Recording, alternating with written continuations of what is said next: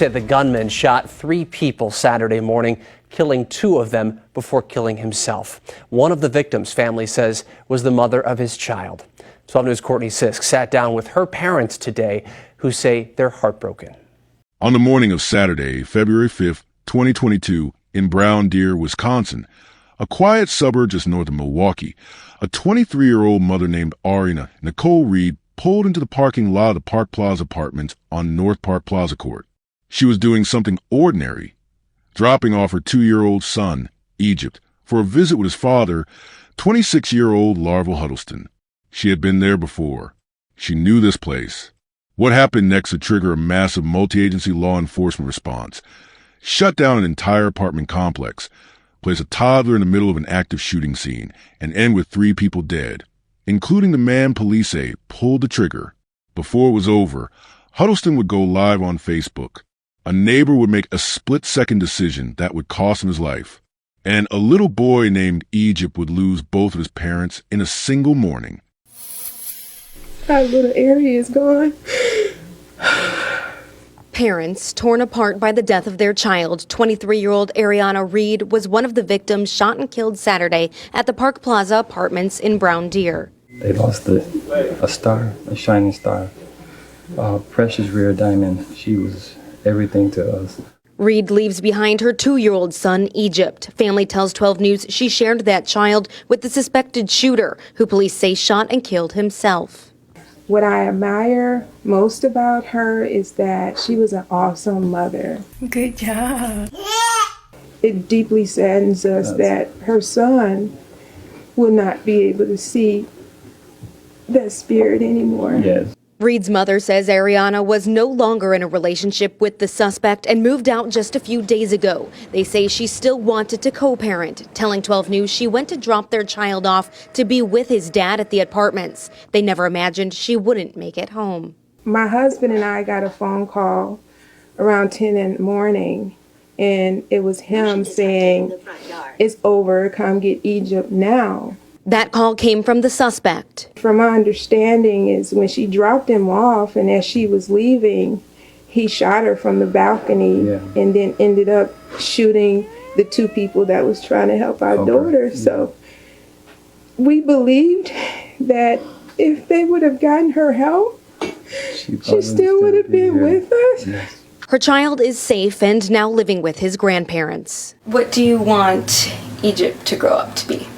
Like her, to be caring, loving. At this time, it's unclear if the other shooting victims knew the suspect or if they were just trying to help. In Brown Deer, Courtney Sisk, WISN 12 News. Every case starts with evidence and works toward the truth. We rely on verified facts, documented timelines, and official records, not speculation or sensationalism. Subscribe to stay updated as we examine each case clearly, carefully, and professionally. Ariana Nicole Reed was born and raised in Milwaukee, Wisconsin. By the time she was 23, she had already built the kind of life that most people spend decades working toward. She had earned a degree from Bryant and Stratton College, a Milwaukee area institution, and had taken that credential directly into the workforce as a medical assistant.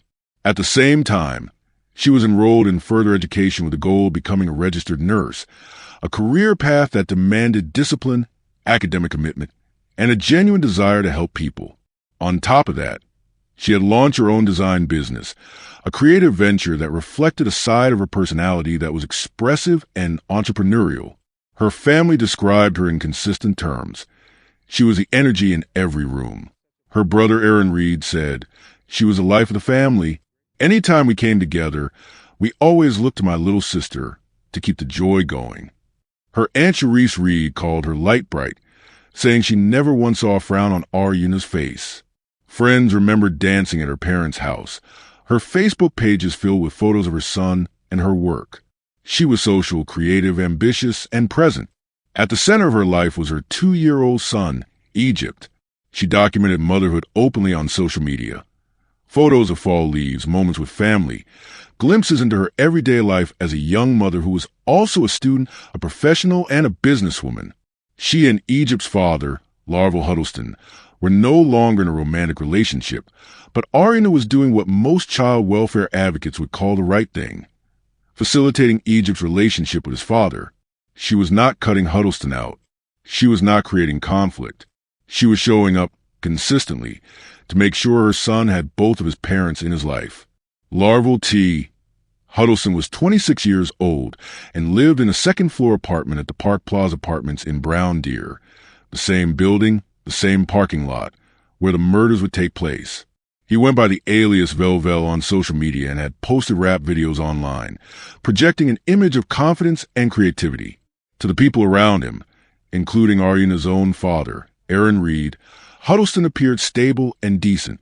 Aaron Reed told reporters that he had known Huddleston for at least 4 years and described him as a perfect gentleman, adding, "I actually had a Bible study with him. If he did have any issues, we never saw them."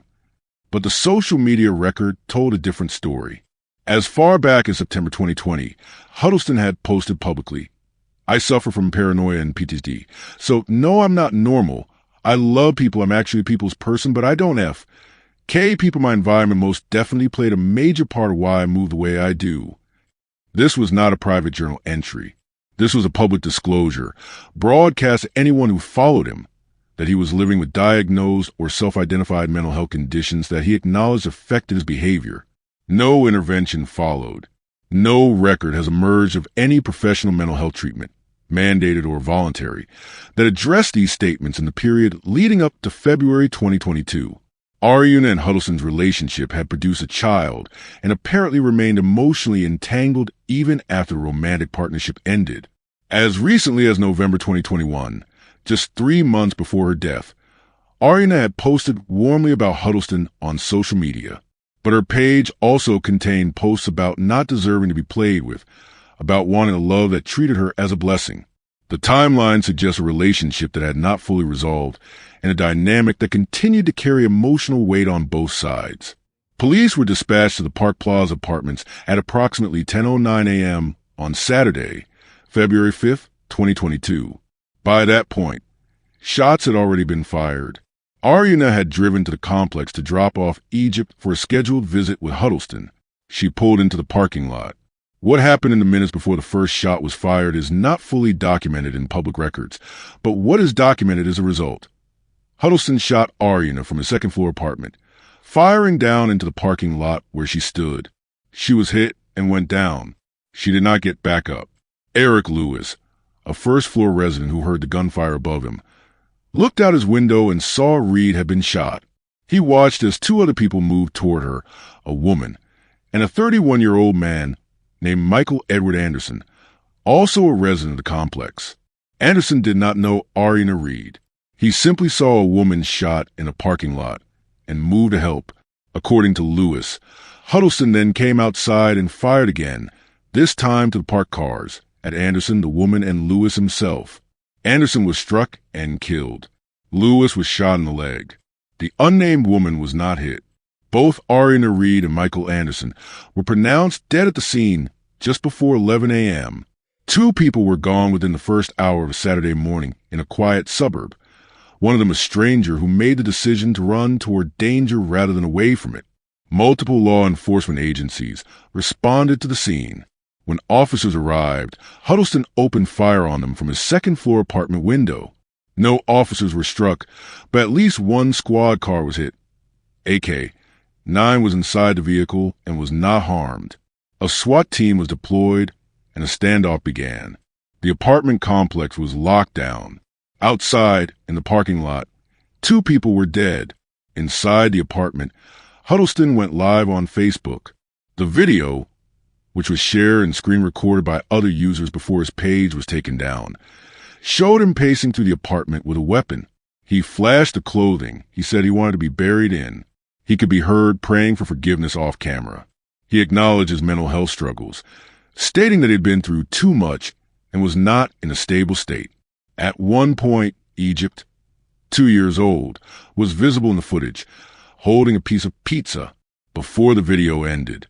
Huddleston told police which apartment he was in and instructed them to retrieve his son because he intended to kill himself.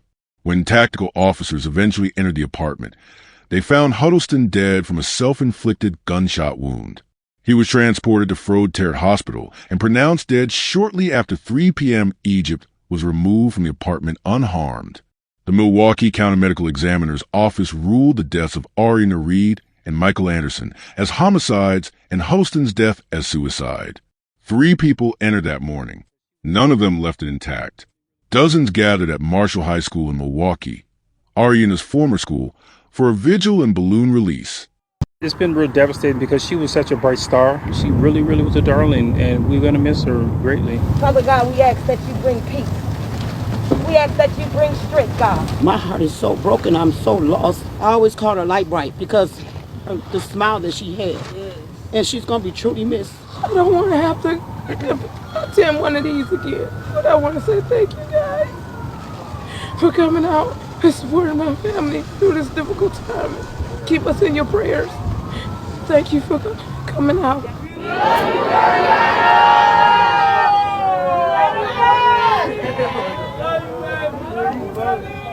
She was called a bright star by those who came to remember her. Her Aunt Sharice Reed said, "My heart is so broken, I am so lost. A beautiful soul gone." Her father spoke about knowing the man who killed his daughter for years and never seeing the violence coming. Her mother, Tracy Reed, offered the most precise summary of what had happened. She was moving on with her life, but apparently he had other plans. Egypt, 2 years old at the time of the murders, lost both his mother and his father on the same morning. In the days following, family members reported that every time someone walked through the door, Egypt would look around for his mother. Tracy Reed stated plainly, "Anything he can possibly need and want in life, he can always call me. Not having a father in his life is going to be tough, but we're going to be there for him." The Reed family committed to raising Egypt together. There was no trial, no prosecution, no sentencing, and no formal legal reckoning. Because the perpetrator ensured that none of those things could happen, Ariana Reed's murder was not an isolated incident. According to Violence Policy Centers, when men murder women report, 60% of black female homicide victims who knew their offenders were wives, common-law wives, ex-wives, or girlfriends. 6:22, folks. A mother has been dealing with heartbreak for months now when her daughter was found dead inside her car back in August. She's now speaking with us about the moment she found her daughter's car in the middle of a crime scene, plus the mental toll of not knowing who killed her. I don't feel protected. Are we as citizens going to have to start taking matters in our own hands by protecting us? Anita Wilkins is hurt. She's sad. She's angry. In August, her daughter, Charlisa Reed, was shot in downtown Memphis. Someone just ran out of a crowd with a gun and just started shooting. That's what happened. Someone ran out of a crowd with a rifle and started shooting. Wilkins says the 22-year-old and a friend went downtown to have a good time. Charlisa was sitting in her car at the corner of South Main and Pontotoc when someone pulled out a gun. MPD says the shooting happened just before 3 in the morning. Wilkins was at home waiting for her daughter to walk through the door. When she got concerned, she tried calling and then tracked her phone. I have my daughter's location and I was just checking up on her and she wasn't responding. Wilkins says she then received a breaking news alert on her phone regarding a shooting. It was a shooting downtown on South Main and Pontotoc, and I pulled my daughter's location back up and seen that her location was basically at that location, and my heart just hit the floor. So Wilkins drove downtown and found her daughter's car in the middle of a crime scene. She was in the process of leaving. So before she can even leave, that's when the shooting took place. Her headlights was on and everything, and she never got the chance to pull off. Charlisa's car was riddled with bullets. Officers say they found her sitting in the driver's seat of the car, suffering from several gunshot wounds. She was rushed to the hospital, but sadly, that's where she died. If we can't go to the gas station, pump some gas, get some gas, go to the grocery store without being harmed, Memphis needs to shut it down. Homicide investigators say the gunman got away in a gray Dodge Charger. 2 months later, detectives say they still don't have a motive for the shooting or a suspect. It takes a mental toll on you when you have raised a child and someone has taken their life when they had nothing to do with the situation. They are taking out innocent people. If you know who killed 22-year-old Charlisa Reed, you're urged to call Crime Stoppers at 901-528-CASH. Your tip could help put a dangerous criminal behind bars and $4,000 cash in your pocket. Remember, all calls are confidential. 93% of black women killed in single victim. Single offender homicides were killed by someone of the same race. In 2021 alone, the year before Ariana was killed, the Milwaukee Homicide Review Commission recorded 35 domestic violence-related homicide victims in the city. Ariana's case was not an anomaly. It was a data point in a documented epidemic. The co-parenting context is particularly significant. Separation from a partner does not eliminate risk. In many documented cases, it increases it. The custody exchange is a mandated contact point that removes the protective distance a woman gains when she leaves a relationship. Ariana was doing everything correctly by every social standard. She had separated from Huddleston. She was building her life independently, and she was enabling her son's relationship with his father. The system that was supposed to make that safe did not protect her. Huddleston had publicly disclosed his mental health instability in 2020. No documented intervention followed. Carmen Petra, president and CEO of the Sojourner Family Peace Center in Milwaukee, responded to the shooting with this. The important message is, if you're hurt or hurting someone else, there's help available. It is a statement that raises as many questions as it answers, because the evidence suggests Huddleston knew he needed help, said so publicly, and did not receive it before February 5th, 2022. Ariana Nicole Reed was a 23-year-old medical assistant, nursing student, and small business owner from Milwaukee, Wisconsin. She was a daughter, a sister, and a mother. She danced in her parents' living room. She posted photos of autumn leaves with her son. She built things: a degree, a career, a business, a child's future. She was in the process of finishing that building when she was shot in a parking lot on a Saturday morning in February. Michael Edward Anderson was 31 years old. He heard shots. He saw a stranger dying. He moved toward her. That decision, made in a fraction of a second, cost him his life. His name belongs in this story. His choice belongs in this story. 3 people died at the Park Plaza Apartments on February 5th, 2022. 2 of them were trying to live. 1 of them had already decided they would not, and took that choice away from everyone else in that parking lot. Egypt Reed is out there somewhere, growing up without either of his parents, being raised by a family that had no say in what happened that morning. That is the lasting consequence of February 5th, 2022. Not a courtroom verdict, not a sentence.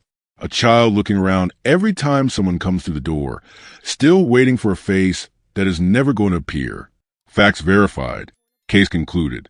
Justice is determined by what can be proven. Subscribe for more documented cases and real criminal investigations.